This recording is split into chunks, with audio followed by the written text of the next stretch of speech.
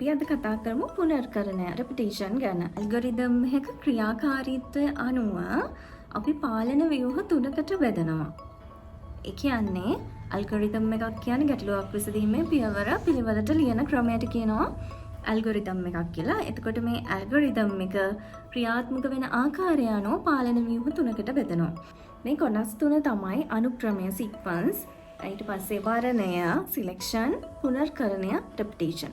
එතකොට මම අද කතා කරන්නේ පුනර්කරණය ගැන. ඒ කියන්නේ කොන්දේසයක් තෘප්ත වන තාක් හෝ නොවන තාක්කල් නැවත නැවත ක්‍රියාත්මක වෙන ඒවට අපි කියනවා පුනර්කරණයක් කියලා. අපි පුනර්කරණය සහිත ගැලීම් සටහනක් තවදුරටත් බලමු කොහොමද ඒක ක්‍රියාත්මක වෙන්නේ වැඩ කරන්නේ කියලා. එතෙන්දි මම යොදාගන්නේ ගැටලුව තමයි සංඛ්‍යා සමූහයක එකතුව.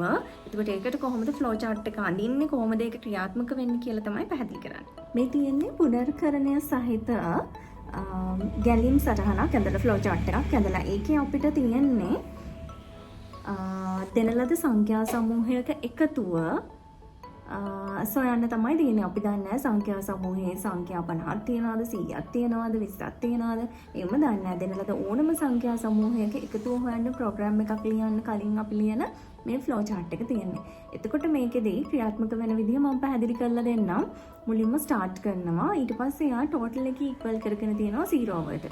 මොකද සංඛ්‍යා සමූහයේ දැන්ට අපි 0 කරගෙන තියෙනවා එකතුව. ඊට පස්සේ අපි input number as n අපි n කියලා number එක පළවෙනි number එක අතුලත් කරනවා n කියලා.